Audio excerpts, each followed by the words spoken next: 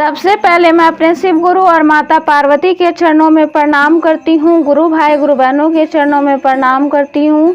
गुरु भाई गुरु बहनों, आज फिर से मैं आप लोग के लिए एक नई कथा लेकर आई हूँ। इस कथा को पूरा सुनिएगा। एक गरीब बालक था जो कि अनाथ था। एक दिन वो बालक एक संत के आश्रम पे आया और बोला कि बाबा, आप सबका ध्यान रखते हैं, मेरा इस दुनिया में कोई नहीं है, तो क्या मैं यहाँ आपके आश्रम में रह सकता हूँ? बालक की बात सुनकर संत बोले, बेटा तेरा नाम क्या है? उस बालक ने कहा, मेरा कोई नाम नहीं है। तब संत ने उसे बालक का नाम शिव रखा और बोले कि अब तुम यहाँ आश्रम में रहना। शिव वहीं रहने लगा और आश्रम के सारे काम भी करने लगा। उस संत की आयु 80 वर्ष की हो चुकी थी। एक दिन वे अपने शिष्यों से बोले कि मुझे तीर्थ यात्रा पर जाना है, तुम में से कौन कौन मेरे साथ चलेगा और कौन कौन आश्रम में रुकेगा? संत की बात सुनकर सारे शिष्य बोले कि हम आपके साथ चलेंगे, क्योंकि उनको पता था कि यह आश्रम में रुकेंगे तो सारा काम करना पड़ेगा। इसलिए सभी बोले कि हम तो आपके साथ तीर्थ यात्रा पर चलेंगे। अब संत सोच में पड़ गए कि किसे साथ ले जाएं और किसे नहीं, क्योंकि आश्रम पर किसी का रुकना भी ज़रूरी था। बालक शिवा संत के पास आया और बोला, बाबा अगर आपको ठीक लगे तो मैं यहीं आश्रम में रुक जाता हूँ। संत ने कहा, ठीक है, पर तुझे काम करना पड़ेगा। आश्रम की साफ सफाई में भले ही कमी रह जाए, पर शिव जी का सेवा में कोई कमी मत रखना। शिवा ने संत से कहा कि बाबा मुझे तो शिव जी की सेवा करनी आती ही नहीं, अब बता दीजिए कि शिव जी की सेवा कैसे करनी है, फिर मैं कर दूंगा। संत शिवा को अपने साथ मंदिर ले गए। वहाँ उसे मंदिर में शिव जी की दरबार में शिव जी, माता पार्वती और कार्तिक गणेश के साथ में थे।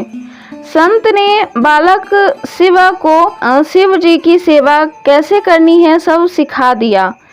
शिवा ने गुरु जी से कहा कि बाबा मेरा इनसे रिश्ता क्या होगा, ये भी बता दो, क्योंकि अगर रिश्ता पता चल जाए तो सेवा करने में आनंद आएगा। उस संत ने बालक शिवा से कहा कि तू कहता था कि ना कि मेरा कोई नहीं है, तो आज से ये शिव जी और माता पार्वती तेरे माता पिता हैं।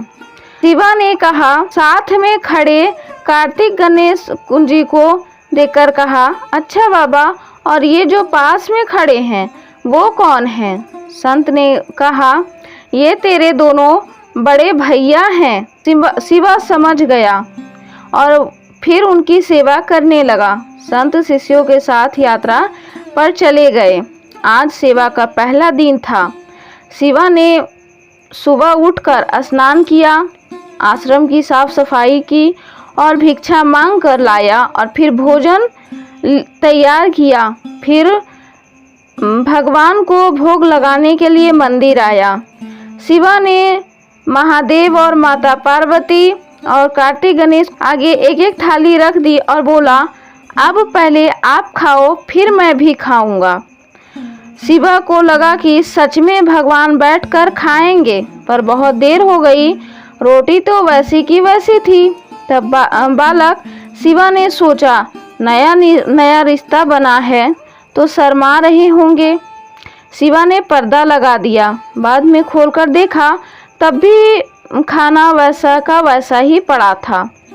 अब तो शिवा रोने लगा कि मुझसे सेवा में कोई गलती हो गई, इसलिए खाना नहीं खा रहे हैं, और ये नहीं खाएंगे तो मैं भी नहीं खाऊंगा और मैं भूखे ही मर जाऊंगा, इसलिए मैं तो अब पहाड़ से कूदकर ही मर जाऊंगा।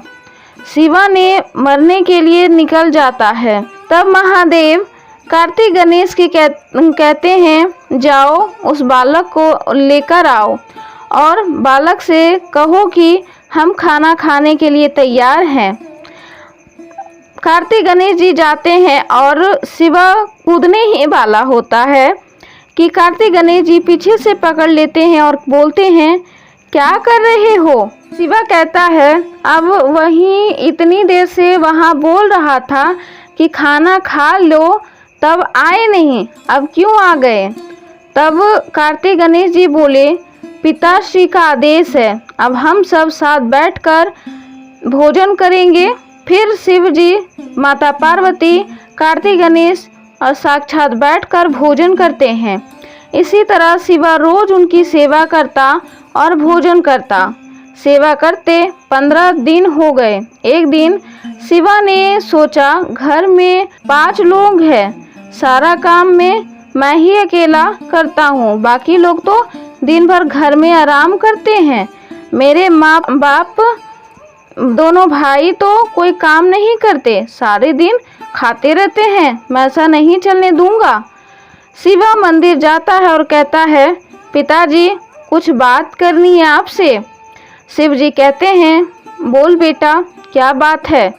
शिवा कहता है कि घर में मैं सबसे छोटा हूँ और मैं ही सब काम करता हूँ, अब से मैं अकेले काम नहीं करूँगा, आप सबको भी काम करना पड़ेगा।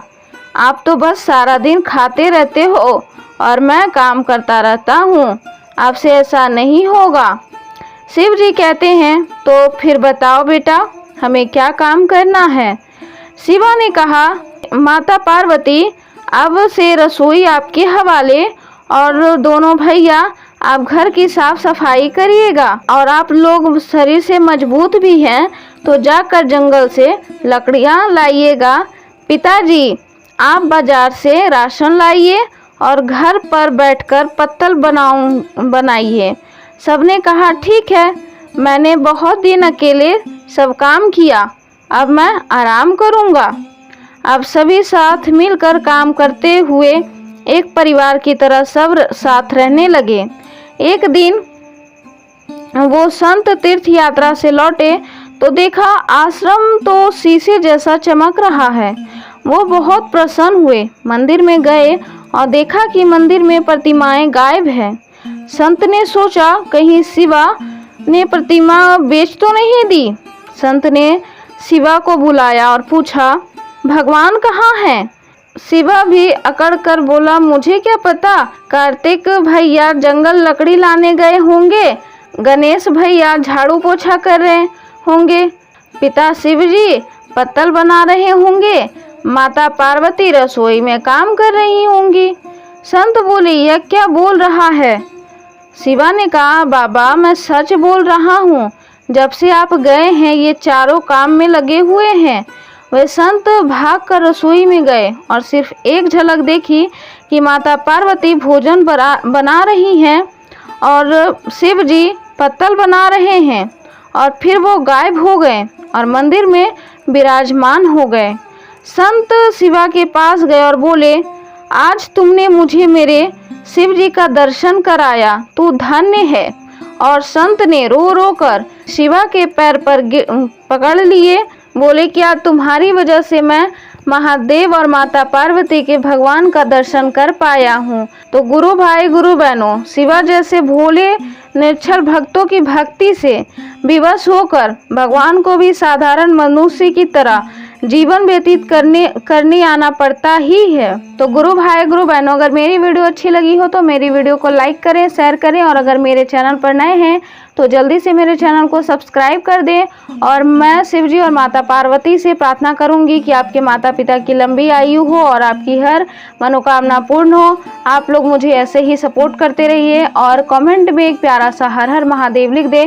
वीडियो में अगर बोलते समय मुझसे गलती हो जाए तो मैं क्षमा चाहती हूँ। हर हर महादेव, घर घर महादेव।